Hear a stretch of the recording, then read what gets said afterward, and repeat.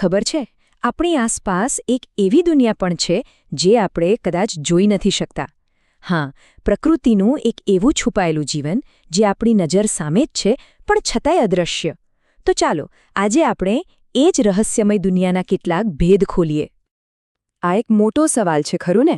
શું પથ્થરો, વૃક્ષો, પાણી, શું એ ખરેખર બોલી શકે? કદાચ એમની ભાષા આપણા જેવી ન હોય, પણ જેમ જેમ આપણે આગળ વધીશું એમ સમજાશે કે પ્રકૃતિ ખરેખર જીવંત છે અને સતત એકબીજા સાથે વાતચીત કરી રહી છે. તો ચાલો સૌથી પહેલા વાત કરીએ પ્રકૃતિની આ ગુપ્ત ભાષાની. જોઈએ કે આપણી આસપાસ કેવી કેવી અદ્ભુત વાતો ચાલી રહી છે.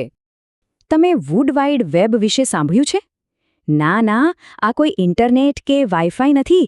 આ તો જંગલની જમીન નીચે ફેલાયેલું ફૂગનું એક જબરદસ્ત નેટવર્ક છે. આ નેટવર્કથી વૃક્ષો એકબીજા સાથે જોડાયેલા રહે છે, પોષક તત્વો મોકલે છે અને જો કોઈ ખતરો હોય તો ચેતવણી પણ આપે છે, જાણે આખા જંગલનું પોતાનું એક સોશિયલ નેટવર્ક હોય. હવે જરા મધમાખીઓની દુનિયામાં ડોક્યું કરીએ. જ્યારે કોઈ મધમાખીને ફૂલોનો રસ મળે ત્યારે પાછી આવીને એક ખાસ ડાન્સ કરે છે. એને કહેવાય વેગલ ડાન્સ. પણ આ કોઈ સાધારણ ડાન્સ નથી. આ તો જીવતો જાગતો નકશો છે. ડાન્સનો એંગલ બતાવે છે કે ફૂલો કઈ દિશામાં છે અને કેટલી વાર કંપન કરે છે એના પરથી ખબર પડે કે ફૂલો કેટલા દૂર છે. કેટલી અદ્ભુત સિસ્ટમ છે, નહીં? આ વાતચીત ખાલી જમીન પર જ નથી થતી, પાણીની અંદર પણ થાય છે. ડોલ્ફિન તો ખૂબ જ સ્માર્ટ હોય છે. ખબર છે, દરેક ડોલ્ફિનની પોતાની એક ખાસ સિસોટી, એક યુનિક વિસલ હોય છે જે એનું નામ છે. એનાથી જ એકબીજાને દૂરથી બોલાવે છે અને ઓળખે છે. ચાલો હવે વાત કરીએ જીવનની કેટલીક એવી અજાયબીઓની જ્યાં જીવોનું શરીર અને એમની આદતો આપણને આશ્ચર્યમાં મૂકી દેશે. આ નંબર જુઓ, 3. શું લાગે છે આ શું હશે? આ છે એક ઓક્ટોપસના હૃદયની સંખ્યા. હા, એને 3 હૃદય હોય છે. 2 હૃદય ગિલ્સમાં લોહી પહોંચાડે અને ત્રીજું આખા શરીરમાં. અને એટલું જ નહીં, એનું લોહી પણ વાદળી રંગનું હોય છે, જાણે કોઈ બીજા જ ગ્રહનું પ્રાણી હોય. આપણે બધા શું માનીએ છીએ કે ગિરગિટ દુશ્મનોથી બચવા રંગ બદલે છે, પણ એ વાત અધૂરી છે. હકીકતમાં એ તો પોતાનું મૂડ બતાવવા, જેમ કે ગુસ્સો કે ખુશી, શરીરનું તાપમાન જાળવવા અને બીજા ગિરગિટ સાથે વાતચીત કરવા માટે પણ રંગ બદલે છે. એ તો એની પોતાની બોડી લેંગ્વેજ છે. પ્રકૃતિમાં પ્રેમની અભિવ્યક્તિ પણ કેટલી અલગ અને સુંદર હોય છે, નહીં?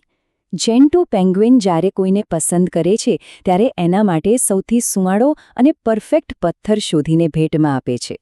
જો એ ભેટ સ્વીકારાઈ જાય તો એમની જોડી બની જાય. આ છે એમનો પ્રપોઝ કરવાનો રોમેન્ટિક અંદાજ. અને હવે પ્રકૃતિનો એક એવો ચમત્કાર જે જોઈને દંગ રહી જવાય. રૂપાંતરણ. એક સામાન્ય દેખાતી ઈયળ કોશેટોમાં જઈને પોતાની જાતને સંપૂર્ણપણે બદલી નાખે છે. અને જ્યારે એ બહાર આવે છે ત્યારે એક સુંદર પાંખોવાળું પતંગિયું બની જાય છે. આ પ્રક્રિયા ખરેખર જાદુ જેવી જ છે. ચાલો હવે આગળ વધીએ અને જોઈએ આપણી પૃથ્વીની અદ્ભુત તાકાત અને એના વિશાળ બળોને જે ક્યારેક આપણને ડરાવી પણ દે છે. આ આંકડા પર એક નજર નાખો. વીજળી, એનું તાપમાન 30,000 ડિગ્રી સેલ્સિયસ. તમને ખ્યાલ છે આ કેટલું ગરમ છે? આપણા સૂરજની સપાટી કરતાં પણ 5 ગણું વધારે ગરમ. પૃથ્વીની તાકાતનો આ ફક્ત એક નાનો એવો નમૂનો છે. દુનિયાનું સૌથી ઊંચું જીવંત વૃક્ષ, નામ છે હાઇપેરિયન. કેલિફોર્નિયામાં આવેલું આ વૃક્ષ એટલું ઊંચું છે કે જાણે આકાશ સાથે વાતો કરતું હોય. સદીઓથી એ આમ જ અડીખમ ઊભું છે. અને જો ઊંચાઈની વાત થઈ તો ઉંમરની પણ વાત કરી લઈએ. બ્રિસ્ટલ કોન પાઇન નામના વૃક્ષો 4 થી 5 હજાર વર્ષ જીવી શકે છે. જરા વિચારો, જ્યારે ઇજિપ્તમાં પિરામિડ બની ગયા હતા ત્યારે આ વૃક્ષો ત્યાં ઊભા હતા. એ તો જાણે જીવંત ઇતિહાસકાળો છે. હવે એક સવાલ. પૃથ્વી પરનું સૌથી મોટું જીવ કયું હશે? કોઈ વેલ કે પછી હાથી? ના. જવાબ સાંભળીને નવાઈ લાગશે. એ છે અમેરિકાના ઓરેગોનમાં આવેલી એક ફૂગ. હા, એક જ જીવ જે હજારો એકરમાં ફેલાયેલો છે અને જેનો મોટાભાગનો હિસ્સો જમીનની નીચે છે. આપણે બધાએ આઇસબર્ગ વિશે તો સાંભળ્યું જ છે. જે ઉપર દેખાય છે એ તો બસ ટ્રેલર જેવું છે. એનો લગભગ 90% હિસ્સો તો પાણીની નીચે છુપાયેલો હોય છે. આ એ વાતનું ઉત્તમ ઉદાહરણ છે કે પ્રકૃતિમાં જે દેખાય છે એના કરતાં ઘણું વધારે છુપાયેલું હોય છે. પણ આટલું બધું જાણ્યા પછી પણ પ્રકૃતિના રહસ્યનો કોઈ અંત નથી. હજુ પણ એવા કેટલાય સવાલો છે જેનો જવાબ વિજ્ઞાન પાસે પણ નથી. હા, ચાર્ટ જુઓ. હા, ખરેખર ચોંકાવનારો છે. આપણા જ ગ્રહના 80%થી વધુ સમુદ્ર વિશે આપણે કશું જ જાણતા નથી. એ ઊંડાણમાં કેવા રહસ્યો, કેવા જીવો છુપાયેલા હશે, એની તો આપણે કલ્પના પણ નથી કરી શકતા. શું રેતી ગીત ગાઈ શકે?